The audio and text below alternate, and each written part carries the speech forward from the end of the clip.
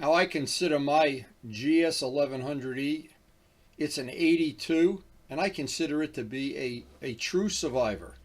It's not a survivor that's been locked away in a garage or in storage, and it's survived by being not ridden or by somehow being in a museum or in somebody's cellar or taken apart or whatever. It's a survivor that's been ridden for every one of the years it's been in service. It's never been in storage. It's never been fully taken apart or totally restored. And Joe Padula has one that was in storage and has a lot less miles. Now this is arguably the best time of the year for riding. I like it the best anyway. We still have a few leaves on the trees. It's really nippy in the morning, and by mid-afternoon it couldn't be nicer. And we probably got another month of this left, but you never know. That's the wonderful thing about this part of the country. It can change overnight. Now as I shuffle the bikes around and get the GS out and get it prepped up and pre-flighted, I think of all the ways you can be a survivor. And I know people that have found cars that have been in barns for their whole life, or airplanes, old airplanes that have been totally restored down to every rivet.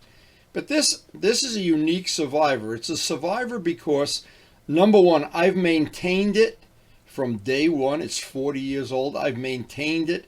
I've kept it clean, kept it in good tires, brakes, changed the oil religiously, done all the maintenance possible, done the valves when they were called for. And every step of this, it's been to make it a survivor.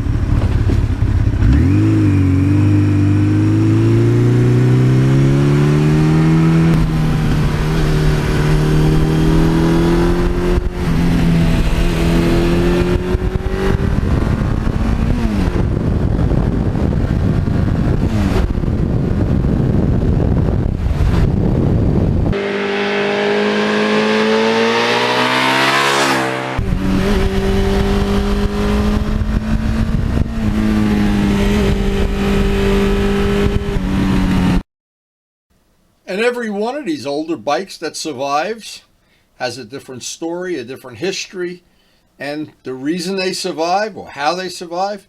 But in the end, they are a unique group, the survivors.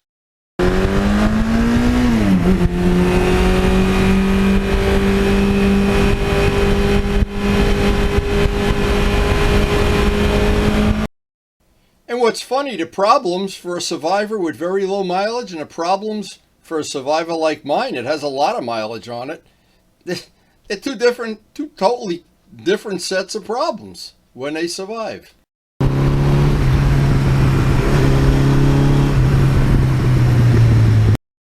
The high mileage survivors like this bike seem to have a need to replace the tires and brake pads and all the maintenance things.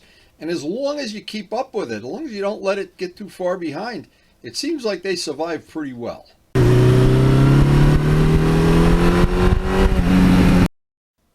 And this bike has had chains replaced, various things, of course, tires, brake pads. We have brake discs, new brake discs. But once you let that go and it starts that downhill slide, I'm so glad I didn't do that.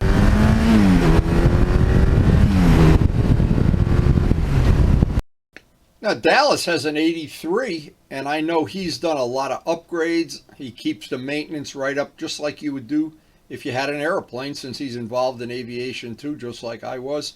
And you have that thing of you always want to have the equipment in really tip-top condition.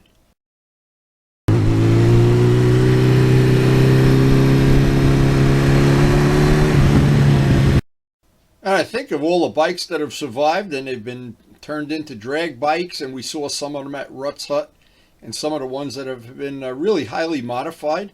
But in any case, they are survivors just like this one is.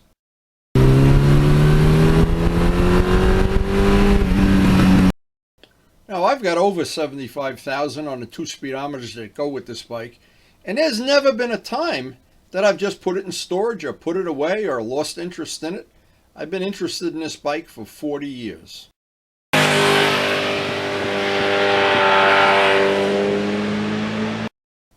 And you would be surprised how happy this bike is on these bumpy back roads that can be bumpy.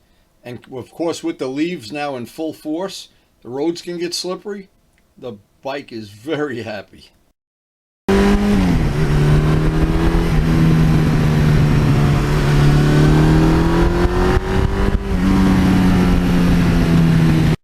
And part of what makes the surviving even more possible is having a parts bike. And thank you, Ray. He helped me go down to Philadelphia and we picked up the bike, the parts bike. And boy, the slew of parts I have give me a nice security.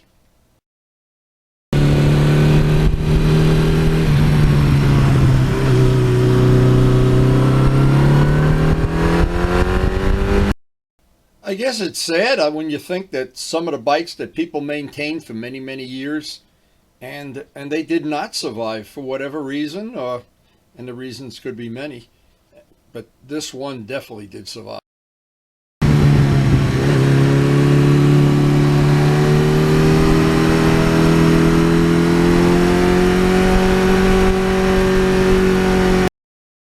And even the parts bike carbs, the parts Joe used to get his GS running, it's so handy to have a parts bike when you have an older bike and you intend to keep it for a long time.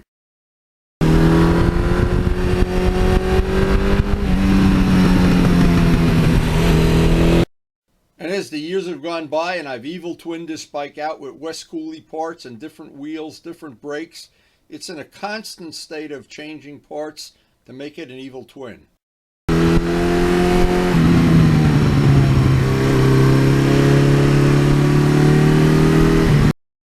And as the bikes get older, I put even more time and energy into maintaining them, polishing them, pre-flighting them, because I know I just can't go to Motorcycle Mall and buy another one. I just can't do that.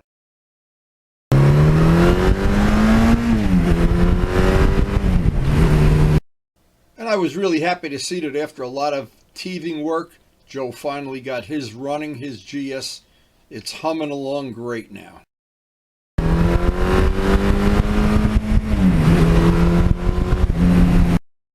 And I've always said I think the styling of this bike, one of the nicest bikes in terms of appearance ever of all time.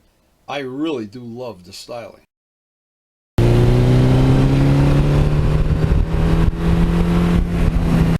And I think that the styling of this bike is going to stand the test of time forever. It is just a classic motorcycle with the view that you can see the engine when you look at it.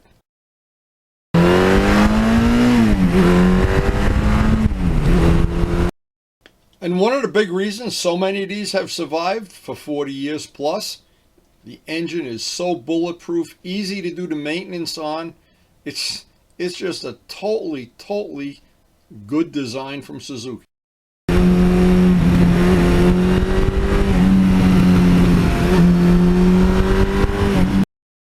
And no matter where you ride or how you ride, or if you like to go drag racing, or if you like to do some hard cornering, I don't know a bike that's more flexible than this.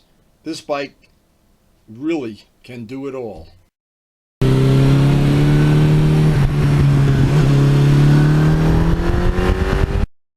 And I think it's fair to say if you have a Survivor like this in your collection, it's really important to do the maintenance and do the little upgrades and just keep it running like a Rolex watch.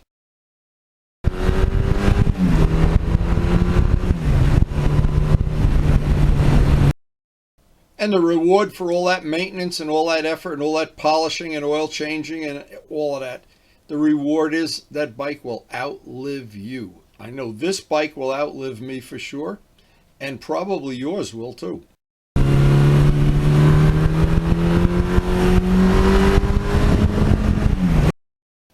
And whenever I'm on a GS and hours just seem to go by, the seat is so comfortable, it gets very good mileage. You just wish the day would go on forever.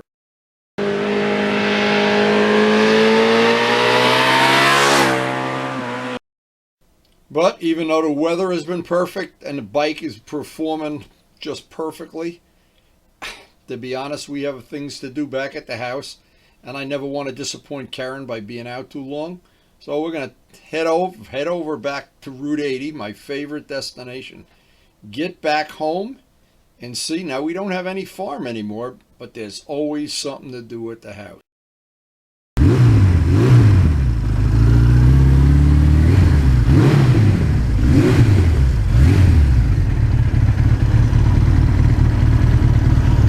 Beautiful fall day, just perfect blue sky weather, not a cloud in the sky. A little bit chilly, but this time of year I'll take it. I'd always rather be cold than hot. Hot is the worst thing.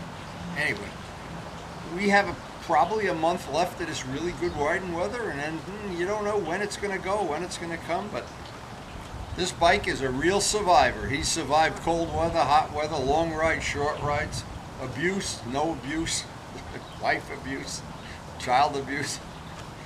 He's a survivor. So every time I go for a ride on a GS, I just think back in my life, 40 years. I had this bike before I met Karen. How different the world was the day I bought this bike. How different money was. How different gas was. Everything was different. And I always think in my case, maybe in your case too, that I was blessed to have lived in a wonderful time. I lived my life in a time when motorcycling was such a wonderful thing and you could enjoy every aspect of it.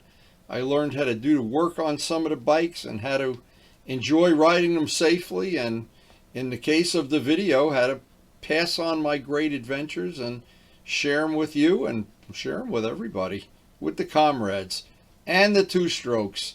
Between the GS and the two-strokes, sometimes I feel younger than I really am.